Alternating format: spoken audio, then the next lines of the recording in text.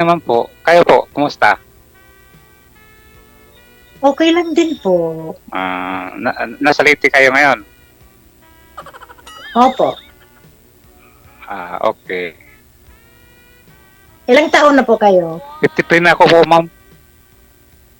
Oh, magkasing edad tayo. Ah. 53 na din po ako. Oo. Pero mag-ano na ako, mag-running 54. Itong November. 54 na. Lapit na. Nag-53 ako noong April. Mas matanda po ako sa inyo. Kunti lang. Konti lang. Anong pinagkakabalahan, ma'am? Wala po. Ito lang sa amin, may maliit na sari-sari store. Okay. At least merong pinagkakabalahan. Hiwalay po kayo sa asawa, Opo. ma'am? Biyuda po kayo, ma'am? Hindi po, iwalay. Hiwalay. Wala. Po. Ilan po anak niyo, ma'am? 2 po. Kayo? Lamang talaga ako. Kasi 4 ang anak ko pero malalaki na. Pero di ko alam, ma'am, kung saan sila ngayon. Mula nung naghiwalay kami ng Bakit? yung asawa ko dati, 2004, dinala niya lahat yun. Tapos, nahanap ako ng anak kong panganay na babae nung 2019, 2020. Nahanap ako sa Facebook. Yun lang na. Tapos mula noon, madalang na rin kami magka-ano kasi yung Facebook niya laging iba-iba kaya hindi ko makontak-kontak eh. Siya nga pala. Ano pangalan mo? Lino po. Ha? Pangalan ko po. Lino Opo. po, Lino. Lino. Apelido po? Tawag mo na magit na. Bakit? Di ba bawal, Sir DJ? Hindi Di nakikinig. ba bawal banggitin na apelido? Hindi lang alam ni ma'am. Hindi nakikinig siguro. Di yung apelido, Sir. Di ba bawal banggitin? Bawal nga po. Kaya nga ho, si ma'am siguro di nakikinig kay manager kanina. Oo nga po. Opo, pangalan lang po. Wag Sorry. pag-usapan niya apelido ko pagka ako natandaan ko si Ma'am Aluna. Hindi ba po? Opo. Opo. Malalaki na rin po mga anak niyo. Malalaki na po. Yung bunso ko po ay 23 na po. Sa akin, yung 4, puro may mga asawa na rin eh. Hindi nga nakatapos ng pag-aaral, pag nagka-asawa maaga. Yun ang sabi nung panganay ko, nung kami sa Facebook. Nakontak nila ako sa Messenger. Pero matagal na rin, 2001 kaming nag-usap hanggang ngayon, hindi ko na rin sila makakontak eh. 2001? 2021, sir? 21, sir. 2021. Hindi mo kayo nagsikap na makasama mo ulit mga anak mo? Inanong ko, sir, hinanap ko sila talaga nung nakita nila ako dun sa Facebook. Kinontak ako nung panganay ko. Sabi ko magkita tayo kasi nasa Fairview sila noon eh. Sabi niya, sige pa, punta ka sa Linggo. Nung pumunta ako sa Linggo, wala, tawag ko ng tawag, kung ano-ano, wala naman din ako sinagot. Sabi ko na-enjoy yata ako ng mga anak ko. Kaya yun, mula noon, parang nawala na naman akong gana. Mag-isa ka lang dyan sa bahay mo. Baras po itong, ma'am, baras, kung saan kami na madestino, baras po. Ano po ba ginawa ninyo sa mga anak ninyo, sir? At may mga sama ng loob sa inyo, sir? Hindi nakipagkita? Hindi, sir. Maliliit pa po sila. Nung araw, family driver po ako noon. Ringkuhan ng uwi ko. Malayo ako eh. Makati ako naka-destino noon. Tapos, sila sa Syracuse na nakatira. Ang kuya ko, tuwing Sabado ng gabi. Nagloko ko kasi yung asawa ko eh. Palapit po ng mic, sir. Di po marinig mo masyado boses mo. Nagloko ka ko yung asawa ko, 2 tao yung ano niya, tapos nasaksak nga po yan sa sinaksak ng asawa nung kinabit niya. Laki ng sugat dun sa nasangga niya eh. Buti nalaglag siya sa kanal, kung hindi baka mapatay pa siya. Kaya wala noon, panay hindi na kami magkaintindihan, saka nawala na akong gana. Hindi na ako umuwi ng 2 linggo. Pag uwi ko ng 2 linggo, nawala na sila. Nalapati anak ko lahat. Tumakas na. Kasama yung kabit niya.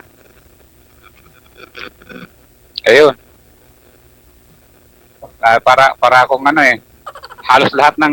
sa totoo lang, halos lahat ng bisyo, pinasukan ko nung araw eh. Kaya, buti lang may sumalo sa akin na, asawa ng kumpare ko sumalo sa akin. Sabi, yun ang lagi nagka-guide sa akin. Kaya, ayun, nawala sa akin yung bisyo na natutunan ko. Sir, i-loudspeak mo na lang po kaya yung cellphone mo, sir. Yung headset mo, pakibunot. Baka sakali maayos po yung volume, yung audio mo. Mahina kasi Sira po yata yung headset mo, sir. Burot ba?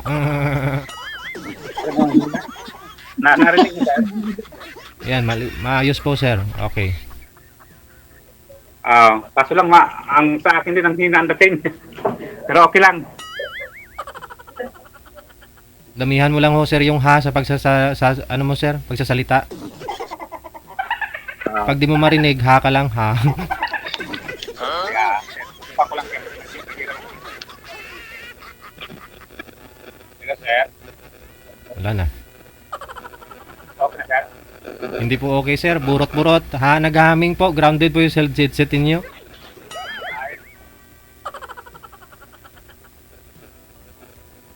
Hindi maintindihan yung tikal nito. Pag sira ang headset.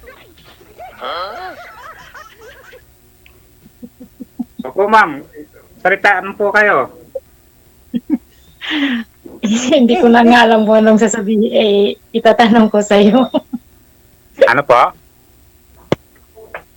Sabi ko, hindi ko nga alam kung anong sasabihin ko sa'yo. Wala na akong maitanong. Wala. Diba? Agad-agad. No, wala ka na may tatanong, ma'am. Wala. Wala na may tatanong. Bakit? Antay lang ako kung anong tanong niyang sasagutin ko. Nakalimutan ko nga pala. Anong lugar niyo pa, ma'am? Sa ano po, sa Leyte po ako sa Maasin City.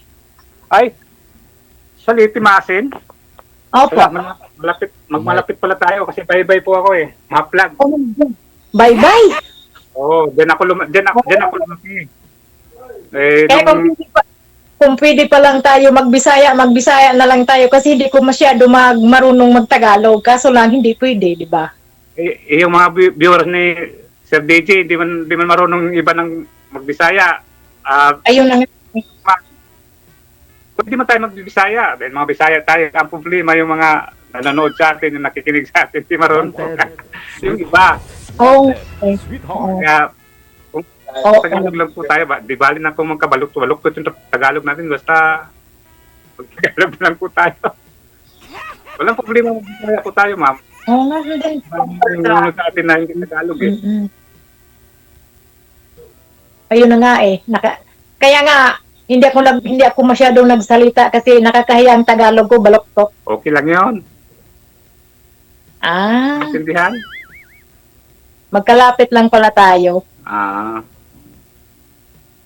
Oo, sa ano? Nawala dyan Sa sa lugar ng Leyte. Kasi nung nagbibinata ako, siguro nasa mga 15 anyos ako, saan ako napunta? Ng Davao, napunta kaming Danao, punta ako ng Cebu, Paglas ko dito na sa Manila. Ang tagal na rin ako dito sa Manila eh.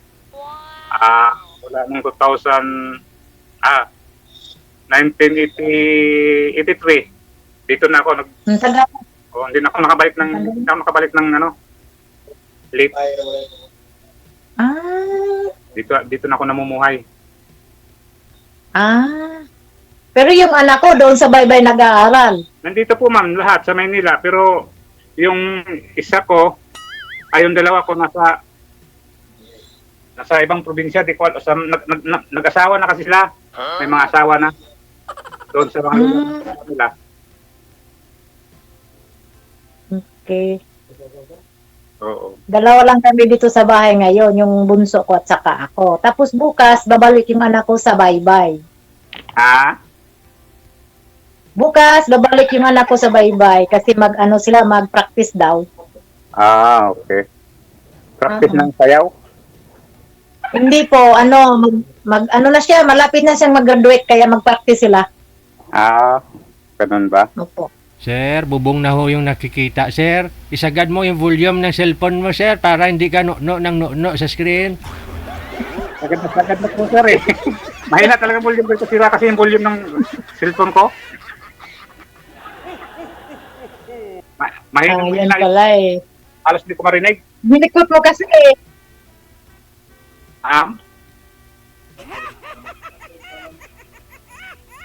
Ang likot mo dyan.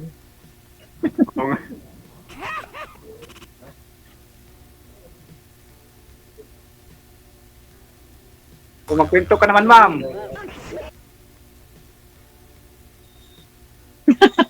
Ayun ang nag-iisip ako kung itatanong ko sa iyo. Namaga yung ano ko, tinitiris ko eh. Yung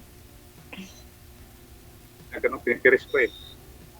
Hindi naman halata. Hindi halata. Hindi naman po halata. Kung namamaga ba yan? Oo, hindi nga.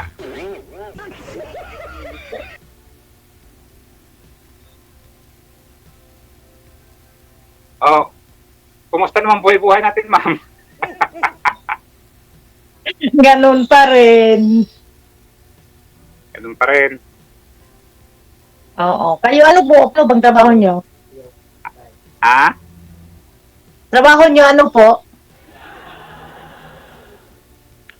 Ang ina kasi buhay lumi ko eh. Sa Ano po, ma'am? Construction daw po siya, ma'am. Ah, okay. Maganda naman yun ah. Oh, sa construction po yung kumpanya na pinagpasukan ko. Isa po akong isa po akong truck driver dito sa construction na pinapasukan ko. Dump truck. Maganda yun. Oo. Mas maganda ka, ma'am. Mumuhay na lang mag-isa. Wala nang kasama. Oh,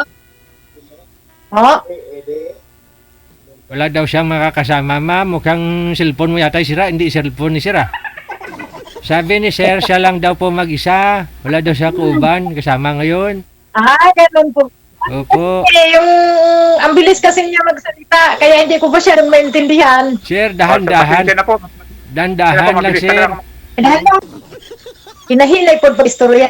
Dahil mo lang magsalita. Hinahinayan, God. O, ano nang balita-balita sa buhay-buhay? Paano kasi hindi naman kasi ako masyadong marunong. Eh, Ano, ma'am? Matagal na kasi ako ang tagal ko nang hindi na. Ano kasi hindi ko masyado marunong magtagalog. Kasi dito lang talaga ako sa Leyte. Okay lang yun. Basta maintindihan. Pero ma'am, may naging boyfriend Oo ka nga naman. May naging boyfriend ka naman. Wala ho. Kasi matagal na po kayong hiwalay. Ni mister. Matagal na po. May naging boyfriend po ba kayo? Po? Nagkaroon ka ba daw boyfriend, sabi ni Sir DJ? Ah, sige, sige. I-off cam ko na lang ho kayo ha. Kasi kasami po yung nakikita. Tapos medyo mahina. Hindi marinig ni ma'am.